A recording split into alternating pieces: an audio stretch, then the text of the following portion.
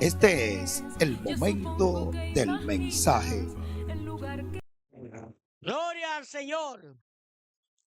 Bendito y alabado sea por siempre el nombre de Dios. Amados hermanos,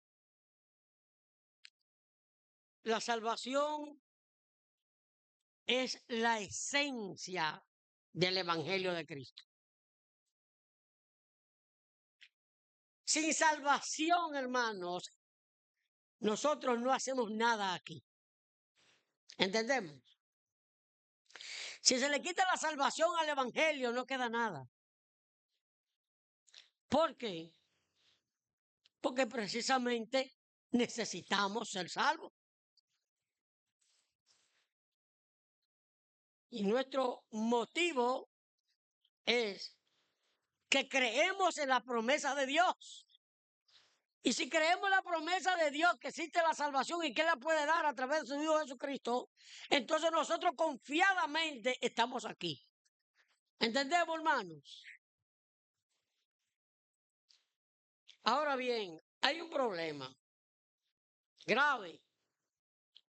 Y es que como la esencia es la salvación, entonces hay que asegurarla. ¿Por qué lo digo? Bueno, porque existen muchos movimientos cristianos, dígase sectas religiosas, más de 2000 que dicen que adoran a Dios y que tienen un denominador común, y es que adoran a Jehová, entre todos. Ahora bien, en medio de esa cantidad de sectas y de movimientos cristianos que dicen adorar a Dios, hermanos, nosotros nos cuestionamos.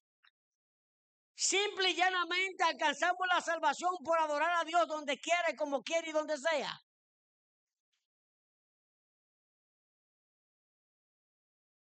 Bueno, pero todos tienen a un solo Dios.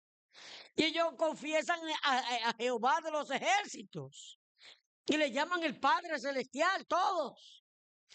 Entonces, eh, ¿cuál es el caso?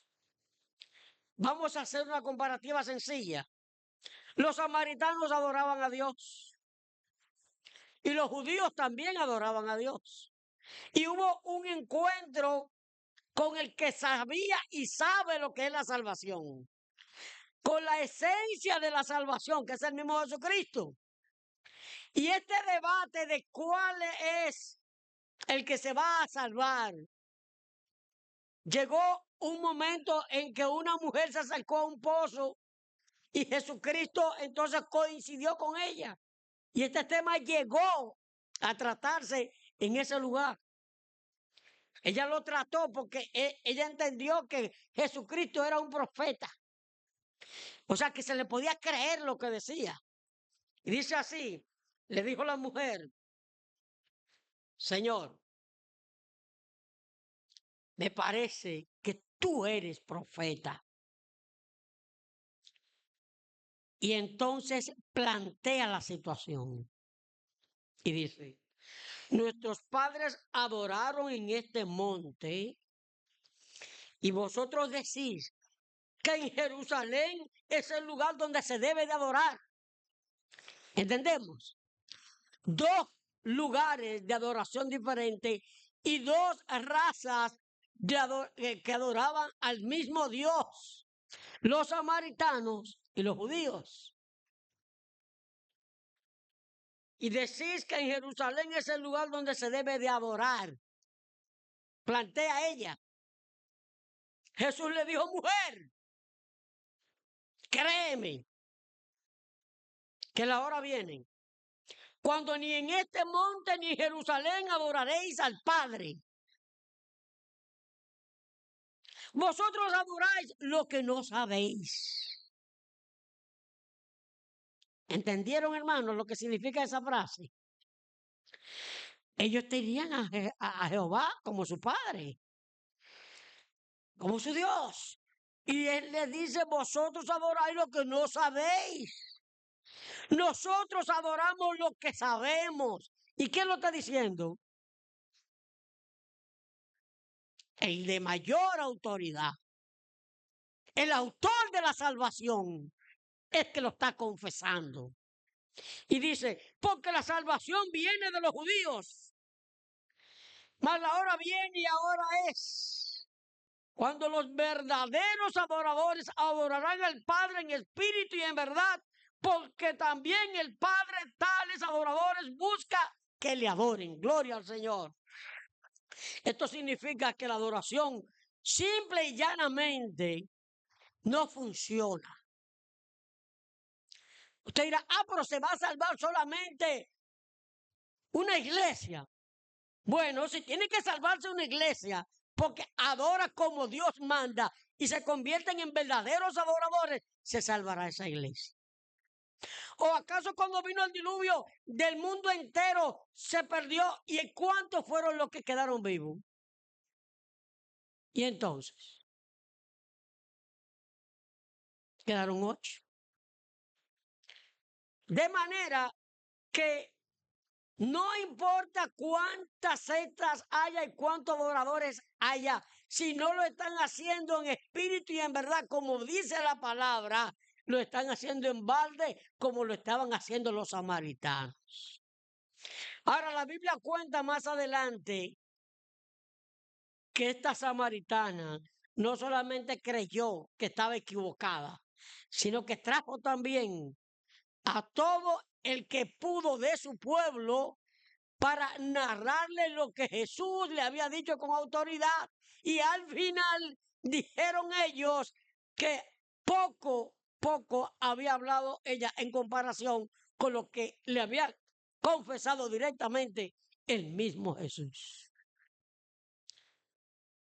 Jesús lo dijo claramente, yo soy el camino. Yo soy la verdad, yo soy la vida. Nadie va al Padre si no es a través de mí.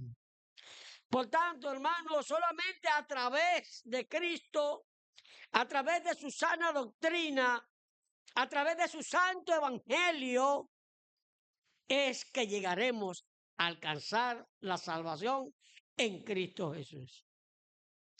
En tal sentido, hermanos, para aclarar este concepto que es de vida o muerte, vamos a analizar el tema en esta preciosa noche. ¿Cuál es el pacto vigente para la salvación del hombre? En este sentido, vamos a suplicar, por favor, hermano José, si es tan amable, que ore a Dios para que no sea yo que hable, sino el Señor a través de mí. Pues Dios, vamos a todos, viendo que el hermano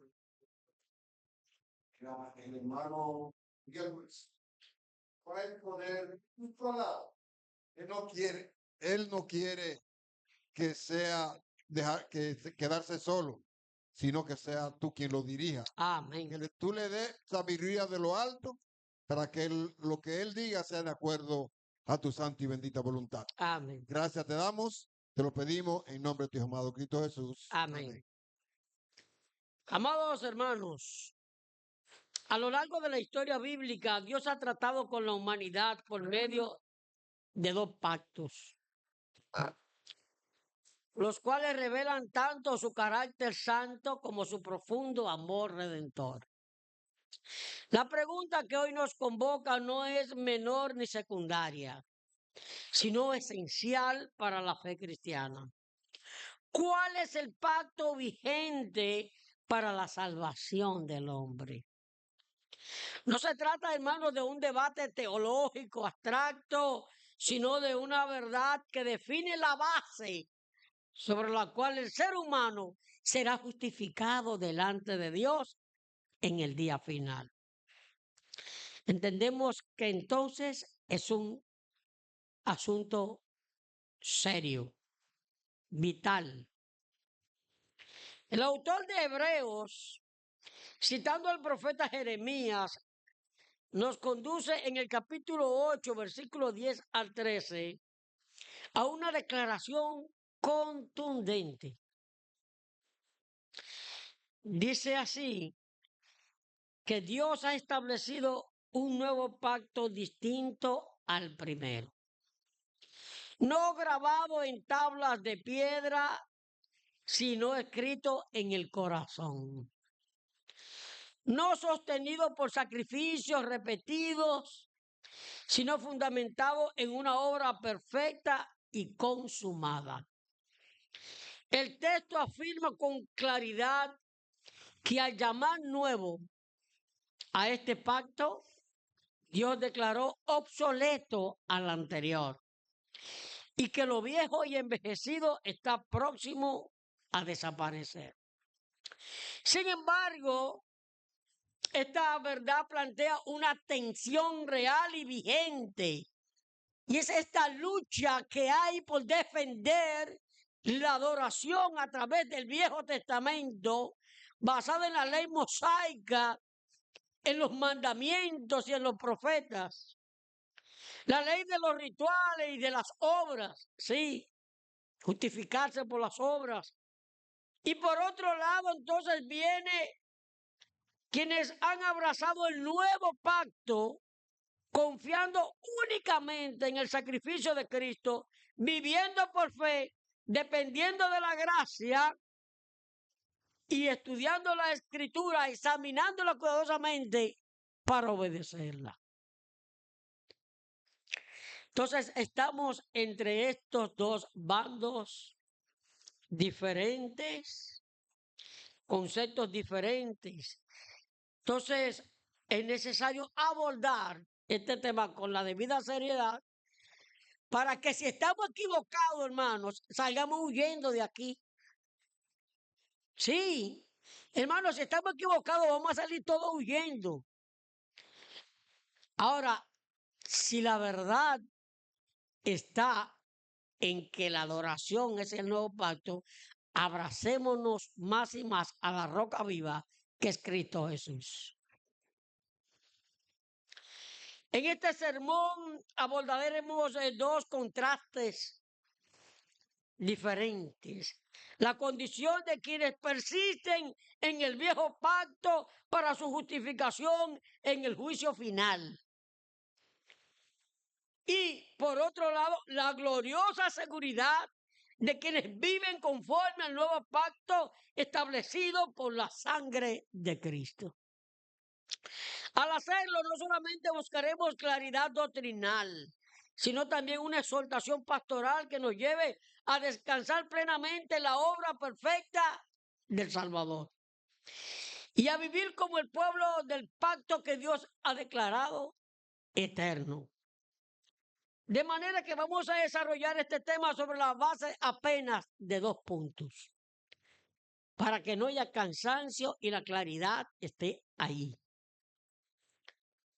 Esos 2 puntos. Primero, la justificación para vivir apegados a la ley del Viejo Testamento. En ese sentido, vemos a testigos de Jehová, vemos a adventistas, vemos a pentecostales, diferentes, que están apegados, no solamente al Viejo Pacto, sino también al 10. ¿Entendemos? No lo quieren soltar. Entonces, y segundo y último punto, la justificación verdadera del hombre es según la gracia y la fe en Cristo Jesús. Este primer punto vamos ahora a analizarlo, sin apasionamiento, sin parcialidad, sino a la luz de la palabra de Dios. La justificación para vivir apegado a la ley del Viejo Testamento está basada en 3 pilares básicos, donde ellos se justifican y se apegan al Viejo Testamento. Primer pilar, Cristo no vino a abrogar la ley, sino a cumplirla, y él mismo lo dijo. Segundo pilar, ellos alegan que en Éxodo 40:15 dicen que el sábado y los demás ritos son pactos eternos. O sea, que tienen que cumplirse hasta la segunda venida de Cristo. Y el último pilar en que ellos basan esa seguridad que tienen es el argumento del doble juicio. Es decir, habrá un juicio para los que están en el Viejo Testamento, viviendo según el viejo pacto, conforme a la ley de Moisés, y otro juicio será para aquellos que han abrazado la fe en Cristo y viven en el nuevo pacto. Eso, hermano, eso se cae de la mata muy fácil, pero vamos a analizarlo. ¿Por qué? Porque pudiera ser que los que vivieron el tiempo de Moisés ya tienen su juicio, según la ley. Pero no estamos viviendo en los tiempos de Moisés. ¿Qué le parece, hermano? ¿Qué les parece? Vamos a desglosarlo. Primer punto, Cristo no vino a abrogar la ley, sino a cumplirla. Es decir, la ley sigue vigente y seguirá vigente hasta la segunda venida de Cristo. Eso es lo que ellos opinan porque dice que vino a cumplirla. Ahora, vemos esto con frecuencia. ¿Qué dice la palabra de Dios? Bueno, que yo no puedo tomar una sola parte de la Biblia para hacer una justificación. La misma Biblia se defiende sola y enseña en el libro de los Salmos, capítulo 119, versículo 160, la suma de tu palabra es verdad. Por tanto, usted no puede basarse en un código penal en un solo artículo. Aquí tenemos un abogado. Usted no puede basar una defensa en un solo artículo. Hay otros artículos también que lo componen. Entonces, usted no puede alegar una defensa de que la ley seguirá vigente hasta la segunda venida de Cristo, porque dice el Señor, el mismo Jesús, que Él no vino a abrogarla, sino a cumplirla. Ahora bien, como la suma de tu palabra es verdad, entonces vamos a analizar lo que esto significa. Si tomamos de manera aislada esta frase, vemos, hermanos, que simplemente basarse en eso es algo incompleto. Es una interpretación errada. Hay que buscar otros fundamentos que la apoyen. Entonces, en ese sentido, vamos a analizar precisamente de dónde viene la palabra abrogar que utiliza Jesús. Recuerden que la Biblia fue traducida al griego. Entonces, en este Nuevo Testamento que fue traducido al griego, tenemos, hermanos, que la palabra abrogar significa hasta que se cumpla el propósito. Ese es el sentido de abrogar. Hasta que se cumpla el propósito. Cuando dice, perdón, no es abrogar, sino cuando explica la palabra es hasta que se cumpla su propósito. Ahora bien, en este sentido, que Cristo no vino a abrogar la ley, sino a cumplirla, implica que esa ley, Cristo vino a cumplirla hasta su muerte, porque Cristo era judío y para dar camino al segundo pacto había que cumplir con el viejo. Y cuando el mismo Jesús en la cruz del Calvario, a viva voz, ya, cuando su hora había llegado, dijo, consumado es. Al decir consumado es, significa esto que ya la ley había sido cumplida. Y para que la ley se cumpla se necesitaba que una persona inocente, sin pecado, la cumpliese. Cristo la cumplió. Y es cierto, Él no vino a abrogarla, Él vino a cumplirla. No solamente la ley, sino también los profetas. Todo lo que se decía de Cristo lo fue cumpliendo paso a paso. Sus palabras, Señor, ¿por qué me has abandonado? Están ahí profetizadas. Cuando fue repartido su vestido y echaron suerte, también estaba profetizado. Y Señor, Señor, ¿por qué me has desamparado? También estaba profetizado. Él tenía que llegar hasta lo último. Y cuando le dieron ya a probar vinagre, en vez de agua, y él con vinagre, hasta ahí estaba escrito que pasara. De manera, hermanos, que él vino verdaderamente a cumplir la ley. Ahora, ya cumplida la ley, ¿cuándo? Al morir. Pero ¿qué sucede? Que muy bien sabemos que cuando Cristo murió, ya él había elaborado un nuevo pacto con los apóstoles. ¿Sabían ustedes que existía ya ese pacto escrito? Cuando él se refiere a la copa. ¿Qué dice hermano Galán cuando él toma la copa y después de dar gracias la bendijo y dijo? ¿Qué dijo él, hermano? Ah, Este es el nuevo pacto en mi sangre. es derramada para el perdón de los pecados. Estaba listo el testamento. Tenemos un abogado que aquí confirma que el testamento no es válido hasta que se muere el testador. Muerto el testador, entonces entra en vigencia y se ejecuta. Entonces ya estaba todo preparado en la cruz del Calvario. Los mandamientos que nos eran contrarios fueron clavados en la cruz. O sea, él las cumplió. Él no vino a abrogarla, él vino a cumplirla, él era judío.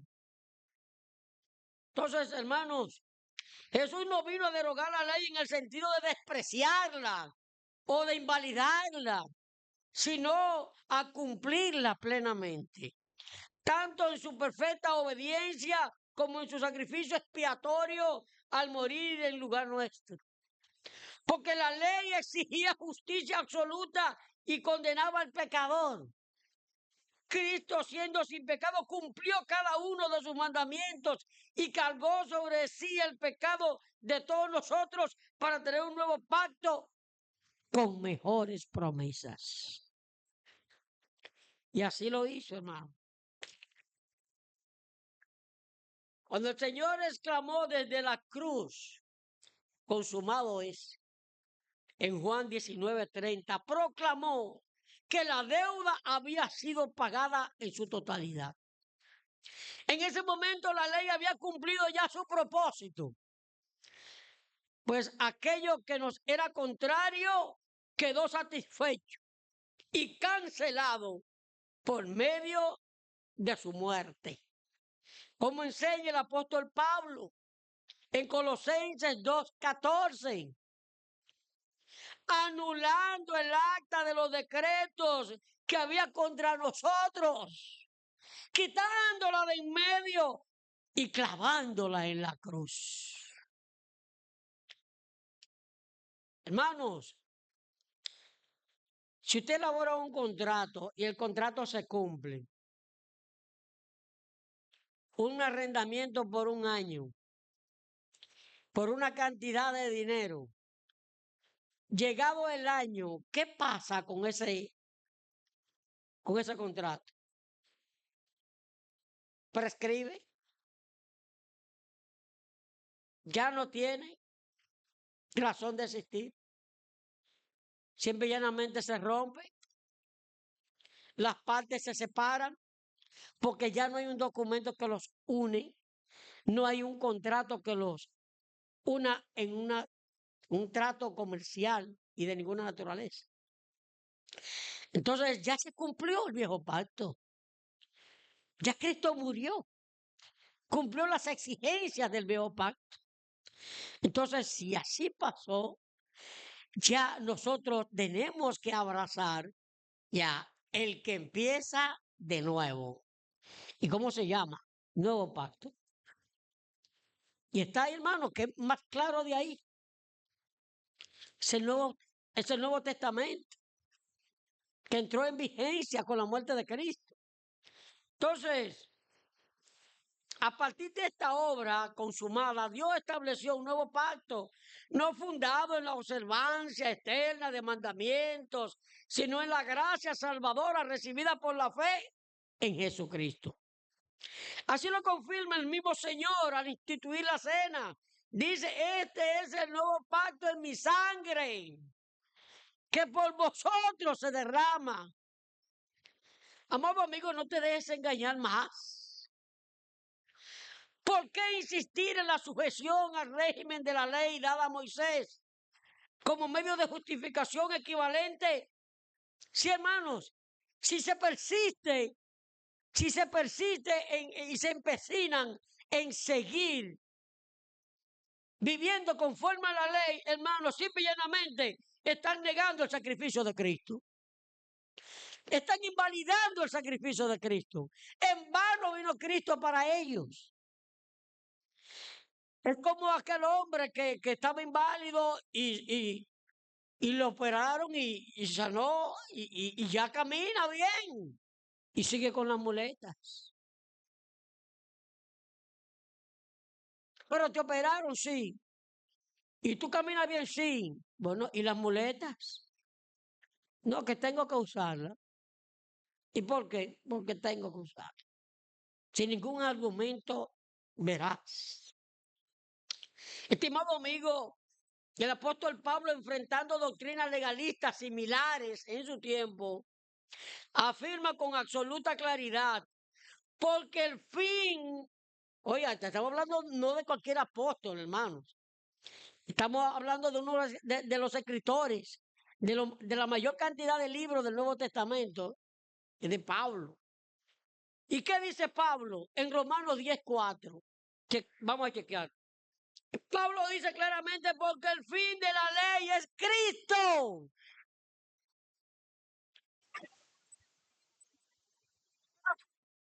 Aquel que cree. La ley tuvo un propósito pedagógico, sí, revelar el pecado. Y al final, ¿qué? Conducirnos a Cristo. Eso dice Gálatas 3:24. Pretender permanecer bajo la ley después de la obra consumada de Cristo es desconocer su cumplimiento y resistirse a la revelación plena del Evangelio de Cristo. Es un rechazo, hermano, a Cristo y un rechazo también a la sana doctrina y un rechazo al Nuevo Testamento. Por eso es que esos sobran en el Antiguo y en el Nuevo. No logran llegar a un puerto seguro. Sí, hermano, si están amables. Sí, hermano, quisiera que hablemos un poquito para atrás, ya que usted explicó el escenario de antes de nuestro Señor morir. Recuerde que Dios le entrega los 10 mandamientos a Moisés Sí, con el propósito de que el hombre se redima con Dios. Y todo esto, a pesar de que Dios se lo entregó a Moisés, el pueblo no se quería arrepentir, no quería cumplir la ley. no, Sin embargo, también vemos lo que también conocían las escrituras, que eran los sacerdotes, sí, que conocían la ley y tampoco se sometían a la ley de Dios. sí, En ese escenario vemos cómo Cristo viene a cumplir la ley, el primer punto moralmente, porque en una ocasión Jesús le dice a los fariseos, ustedes son sepulcros blanqueados. ¿Por qué? Porque ellos aparentaban una cosa, claro, pero hacían otra. Y ponían carga al pueblo que ni ellos mismos podían sobrellevar. Y Cristo fue cumpliendo todo esto. claro, La otra fue en obediencia hacia Dios, que Cristo cumplió la ley también. Amén. Que ningún hombre se sometía a Dios y Cristo se humilló hasta lo sumo, Hasta los ojos. dice la palabra de Dios. Amén. Y el último, al que usted hizo referencia, si más no recuerdo, o bien nosotros nos ponemos a pensar que en ese entonces, para el perdón de los pecados, el sacerdote ofrecía un sacrificio anualmente por los pecados. Sí. Pero ese sacrificio no limpiaba al pueblo, porque el pueblo seguía pecando todavía. Dios veía que este pueblo de boca lo honraba, pues sin embargo su corazón estaba lejos de Dios. Sí. Hacían otra cosa. Y Cristo hizo el sacrificio más grande, que se entregó a sí mismo por los pecados de cada uno de nosotros. Amén. Y así entró el nuevo pacto. Gloria al Señor. Más claro de ahí, como dicen por ahí, no canta un gallo. Hermanos, la segunda justificación, el segundo pilar, está basado en Éxodo 40:15, que dice, y los ungirás como ungiste a su padre, y serán mis sacerdotes, y su unción les servirá por sacerdocio perpetuo por sus generaciones. La palabra perpetuo es similar a eterno. ¿Entendemos? A que no va a ser movido nunca. Ellos dicen entonces que la ley asimismo es perpetua, que la ley se quedará hasta la segunda venida de Cristo y que verdaderamente por eso están apegados a la ley todavía.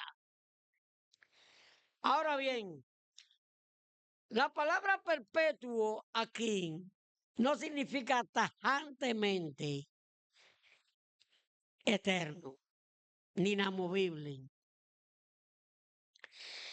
Proviene del griego olán, que significa durante la vigencia de la era, es decir, hasta que se cumpla su propósito. Gloria al Señor. Cuando un hombre y una mujer se casan, hermano, es un pacto perpetuo. ¿Sabían eso? Es un pacto perpetuo. Ahora se murió uno. Ya. Se rompió. Se cumplió. Entonces, sí. Oigan, ¿por qué es un pacto perpetuo el matrimonio? Porque dice claramente su base bíblica hasta que la muerte los separe. Ese es el convenio.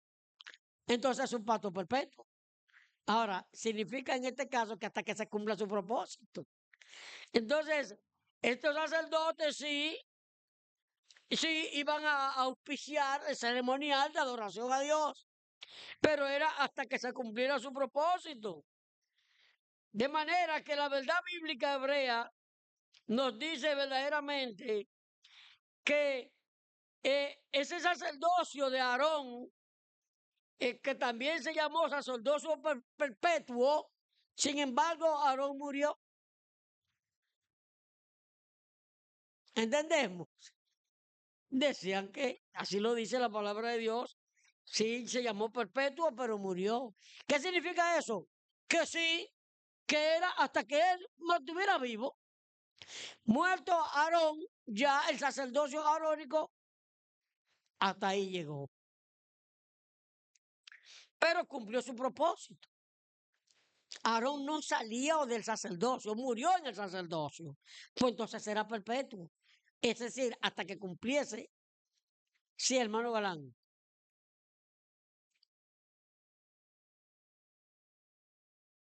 Si me permite leer un par de versos. Amén. En Gálatas 4:4, Ok, gracias.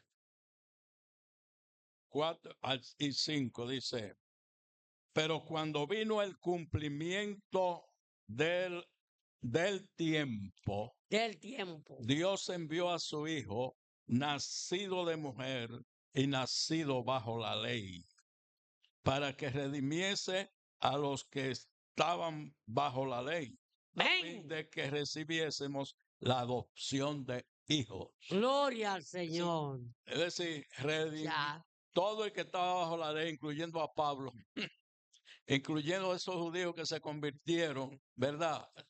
Pues están en un solo pacto. Es decir, Cristo, dice en otra parte, la ley fue nuestro ayo Sí. para llevarnos a Cristo. Amén. Ahora bien, ¿y qué es un ayo? Es un tutor, alguien que guía hasta un lugar. Hasta. ¿Verdad? Hasta. Claro que sí. Gloria a Dios. Gloria al Señor. Excelente participación. Hermano Ramón, si es tan amable. Varón, Sí. realmente, como dice el hermano Luis, en Gálatas 3 también hay muchos versos. Sí. Por ejemplo, el verso 11 dice que ya nosotros no somos justificados por las obras de la ley. Claramente. No somos justificados por las obras de la ley. Y quiero, hermano, también, si usted tiene este verso, Sí. si lo Lea. tiene, Sí. hermano, puedo detenerme ¿Qué para que dice, usted lo siervo aplique. amado? Eso está allí acerca del sacerdocio, en Hebreos capítulo 7, hablando del Versículo sacerdocio. 12. Si usted lo tiene, lo dejo para que usted avance. Gracias, siervo Está amado. bien. Precisamente ahí estaba cayendo. Amén. Es el Espíritu Santo que está dirigiendo Amén. esto, hermano. Sí. Bueno, está bien. Se dice la palabra de Dios que el sacerdocio de Aarón era perpetuo. Pero entonces dice el libro de Hebreos, capítulo 7, 12, porque cambiado el sacerdocio, es necesario que también haya cambio de ley. En la ley del Viejo Testamento, el sacerdote era Aarón, el sumo sacerdote. Pero entonces, ¿qué pasa? Que viene otro sumo sacerdote que es Jesucristo. Y que no va directamente como Aarón al lugar santísimo una vez al año, que tiene contacto directo con el Padre. Entonces, cambiado el sacerdocio, es necesario que también haya cambio de ley. Se cambió Aarón, se cambió la ley del Antiguo Testamento. Ahora tenemos un nuevo sacerdote y sumo sacerdote que es Jesucristo. Y tenemos una nueva ley, la ley del Nuevo Testamento, que es la ley de Cristo, basada en su palabra. Y él dice que por mi palabra seréis juzgados. Gloria al Señor. Quiere decir que en término legal, el código legal que se va a utilizar para en la segunda venida de Cristo es la palabra de Dios, la palabra de Cristo. Lo que Cristo estableció a través de la sana doctrina en los evangelios. Amados hermanos, esto queda claro. La ley del Nuevo Testamento, la ley de Cristo, es ya la vigente. En fin, esta legal a perpetuidad del antiguo pacto está sujeta a la llegada del Mesías y Salvador Jesucristo. Llegado a ese punto, entonces empieza el Nuevo Testamento. Nuevo pacto. Último argumento, hermanos. El argumento del doble juicio. Es una trampa legal. Es una trampa legal. Vuelvo y retiro un abogado aquí. Y yo le pregunto a él, si en el Congreso derogan el Código Penal Civil y elaboran un nuevo código, ¿cuál está vigente? El nuevo código. Entonces no van a juzgar a uno por el código viejo y a otro por el código nuevo. Porque la ley que no es retroactiva. ¿Sí o no? Hermano, la ley no es retroactiva, es decir, no tiene ejecución hacia atrás, sino hacia adelante. ¿Entendemos eso, hermanos? Entonces ellos creen que por un lado, bueno, espérate que yo estoy según el viejo pacto y viviendo conforme a la ley, el diezmo, y estoy ofreciendo sacrificio, y yo guardo el sábado, y yo hago esto y lo otro. Entonces cuando llegue el día del juicio me van a sacar a mí aparte y van a juzgarme conforme al viejo pacto. Hermano, el que fue juzgado ya conforme al viejo pacto en ese sentido fueron los israelitas. Porque ¿para quién fue que se hizo el viejo pacto? No fue con la tribu de Israel. De manera exclusiva con la tribu. Oye, Israel, tu Dios uno es, y amarás a Dios. Y no te darás imágenes de lo que está en el cielo, en la tierra y debajo de la tierra. Porque yo, Jehová, tu Dios, soy celoso. ¿Con quién fue el pacto de la ley? Fue con los israelitas, hermanos. No fue con los gentiles. Fue con un pueblo escogido por Dios. Entonces, si tú no naciste en Israel, ni eres israelita, ni perteneces a la época de Moisés, tú en ese barco no cabes. En ese viaje no te vistas que no va. Ahora, ya dice Juan 3:16 claramente, de tal manera amó Dios al mundo que ha dado a su Hijo unigénito para que todo aquel, hermano, ya el pacto no es con Israel, hermano, es con todo el mundo, para que todo aquel que en él cree no se pierda, mas tenga vida eterna. Hermano, ya no hay diferencia de raza, de nación. Él mismo lo establece, ya no hay diferencia de esclavo, de cita, de libre, porque todos somos uno en el Señor. Ya la pared divisoria que había entre nosotros ya fue eliminada, hermanos. Entonces, estos tres pilares, hermano, acaban de ser debatidos y destruidos y puesta en evidencia la verdad. No se aferren a esos pilares, sino a las rocas vivas que es Cristo Jesús, que es el único que nos puede dar una salvación garantizada. Amados hermanos, aferrarse al Antiguo Testamento habiendo recibido el Nuevo es como insistir en usar muletas cuando ya ha sido sanado. Sí, no tiene lógica. Es como aquel que pide una bola porque anda con un saco al hombro y después que se monta en la cola de la camioneta sigue con el saco en sus hombros. Y sin razón, sin juicio. Abre los ojos para que veas a Cristo. Hermano Oscar Fermín, si es tan amable. Gracias, hermano. Sí, Dios le bendiga, amados. Amén. Hermano, usted decía de un nuevo, cuando se o se aprueba un nuevo testamento, una nueva ley, Ya, la ley que había termina. ya, Y usted me recuerda que están luchando por un nuevo código laboral, correcto. ¿verdad? Y ahí hay una lucha entre los sindicalistas Sí. y Y los los empresarios, empresarios ¿verdad? quieren que eliminar la pasantía. Están ahí luchando con la pasantía. Sí, Eso lo detiene, que se apruebe sí. el nuevo código. Pero mientras no se apruebe el nuevo, el viejo está Hay vigente. que dar la pasantía. Sí. Y entonces si se aprueba y se mantiene la pasantía, hay que seguir con la pasantía. Hay que Al seguir menos que se elimine. en este nuevo código de trabajo. Exactamente. Entonces, Exactamente. si se aprueba un nuevo código, el viejo ya pasa se termina. El Sí, viejo, el viejo, el viejo código laboral pasa a una sí, vida antigua, ¿verdad? Y se totalmente. comienza a vivir bajo el nuevo Código. código. Así Amén.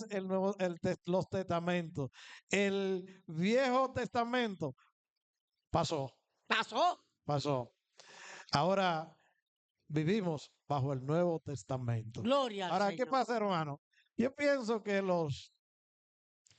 eh, los grupos, en su mayoría, entienden eso y lo saben. Sí, Usted le pregunta, ¿y vivimos No, vivimos bajo la gracia. Y lo saben y lo sí, dicen. sí, Con excepción quizá de los adventistas que mantienen, y lo mantienen así para justificar el diezmo, sí, y para justificar la música, y sí, para justificar el sábado. sí. Mantienen ambas cosas, las cosas en parte del nuevo, o sea, esas cosas que le convienen del viejo, y quieren vivir conforme al viejo y conforme al nuevo. Sí, Y entonces no podemos andar mezclando. El mismo Señor dijo, no se pueden mezclar las cosas. O no se pone vino nuevo en odre viejo. Claro. Porque si se pone vino nuevo en odre viejo, Lo explota. explota el odre, lo rompe, Claro, lo rompe. rompe la vasija. Es decir, que o estamos en el nuevo o estamos en el viejo. Amén. Nosotros sabemos en qué estamos, en el nuevo, y no podemos andar mezclando el viejo con el nuevo. Gloria al Señor. Excelente participación. Amado hermano, entonces segundo y último punto, la justificación verdadera del hombre según la gracia y la fe en Cristo Jesús. Está basada en 4 pilares. Primero, el argumento del juramento de Dios. Segundo, el argumento de la vigencia del testador. Tercero, el argumento de la escritura en el corazón. Y cuarto, el argumento del juicio por la palabra de Cristo. El argumento número 1, el argumento del juramento de Dios. En el antiguo pacto los sacerdotes eran puestos por la ley humana, pero el nuevo pacto se selló con un juramento directo de Dios que anula lo anterior. Así lo enseña Hebreos 7, 21 al 22. Porque los otros ciertamente sin juramento fueron hechos sacerdotes, pero este con el que le dijo, juró el Señor y no se arrepentirá. Tú eres sacerdote para siempre, según el orden de Melquisedec. ¿Cuál es el orden de Melquisedec? Que no tiene ni principio ni fin. Sí, hermanos, no tiene principio ni fin. Cristo es eterno. Entonces, el que lo está aplicando es eterno. No tiene principio ni fin. Y quien lo jura es el mismo Dios. Entonces, por eso creemos en Él y vivimos para Él. De manera, hermanos, que si Dios hace un juramento nuevo y dice que es para siempre, el sistema anterior queda legalmente invalidado. No se puede contradecir un juramento divino. El Nuevo Testamento es mejor porque su garantía no es el hombre, sino la palabra jurada de Dios. Y Dios llega tan lejos que da hasta una garantía para que vean que Él va a cumplir. Con esa garantía nos sella, nos pone el sello del Espíritu Santo, las barras del Espíritu Santo. ¿Para qué?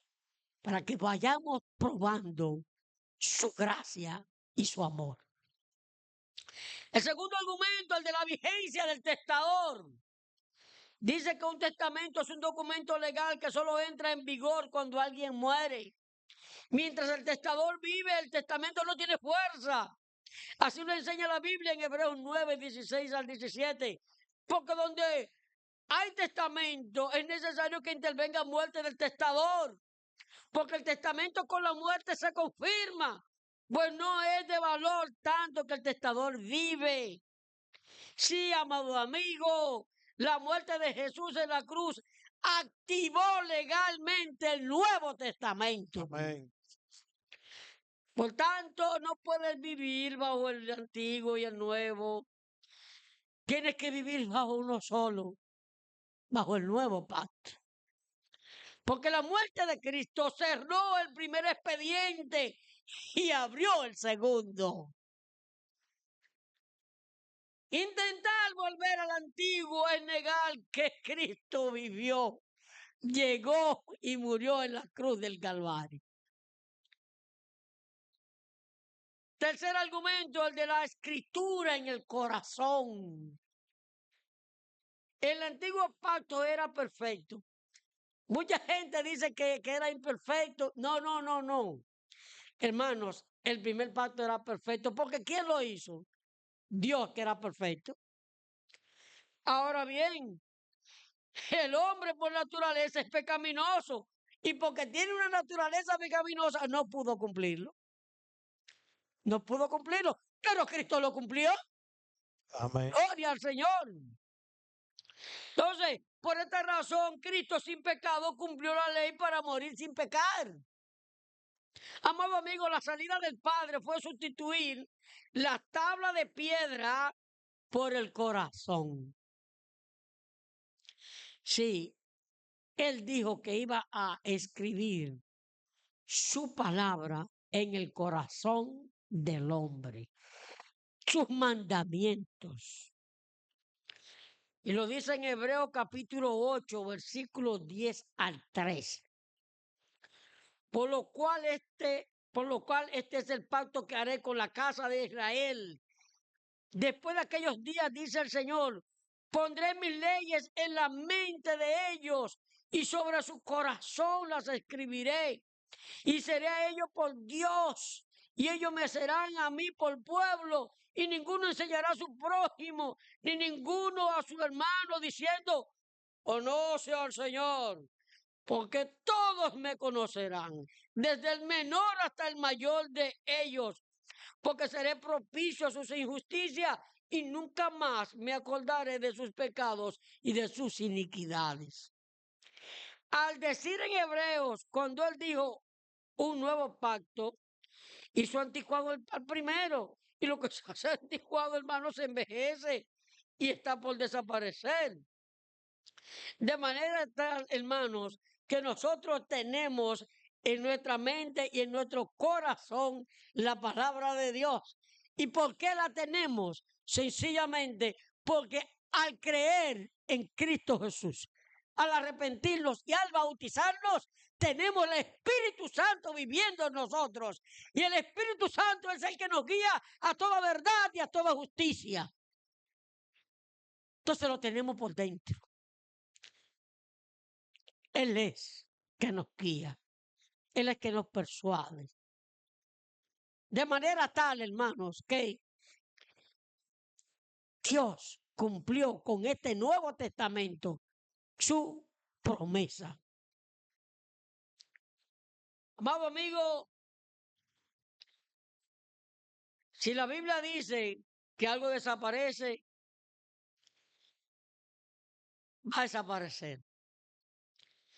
Si la Biblia dice que ha cambiado la escritura en tabla de piedra para colocarla en la tabla del corazón, ya lo hizo. Y si tú no lo crees ni lo quieres aceptar, es rebeldía. Porque no lo decimos nosotros, lo dice el Señor. Ya, por último, ya el argumento del juicio por la palabra de Cristo. La Biblia establece que la norma por la cual seremos procesados en el tribunal de Dios no es la ley de Moisés, sino el Evangelio de Cristo. Porque la palabra de Dios dice en Juan capítulo 12, versículo 48. Hermano, vamos a poner atención. Porque hoy aquí fue que lo dijo, fue Juan. ¿Y quién era Juan? El hombre que por 3 años convivió con Jesús, su apostolado. ¿Y quién era Juan? Era el amigo amado. ¿Y quién era Juan? El único apóstol que estaba frente a él cuando fue crucificado. ¿Y quién es Juan? El que escribió el Evangelio de Cristo. Si él lo escribió, hermano, a él hay que creerle porque él es un testigo ocular. Y cuando se es testigo ocular, hay que creer en el que vio. Hay que creer en el que oyó. Y él dice en Juan 12:48, el que me rechaza y no recibe mis palabras, tiene quien le juzgue. La palabra que he hablado, ella le juzgará en el día postrero. Concluida, hermano, aquí.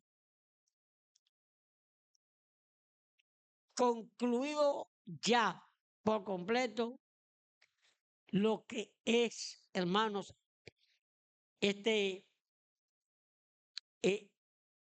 argumento de que la verdadera justificación del hombre es según la gracia y la fe en Cristo Jesús. Ya eso se concluyó, hermanos.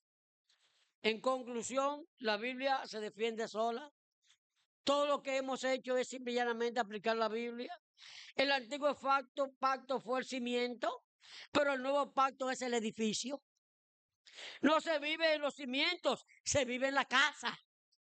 El Nuevo Testamento es la autoridad máxima y definitiva de Dios hasta que Cristo aparezca en gloria. Porque es el único pacto que ofrece perdón real, transformación interna y una sentencia de no culpable en el juicio final. Porque nuestro abogado es Cristo Jesús. Así que, amado amigo, amado hermano, entremos en conciencia. Y si lo que se ha expresado aquí, ustedes no lo creen, si creen que estamos perdiendo nuestro tiempo y que tenemos que ir a la ley y vivir con la ley, están en libertad de irse para sus hogares y buscar otra iglesia. Ahora, si creen que con la verdad que aquí se ha explicado han sido convencidos, esforcémonos para aferrarnos a ella y a seguirla viviendo. Y que el Señor nos bendiga. Gracias, Señor, por tu amor, por tu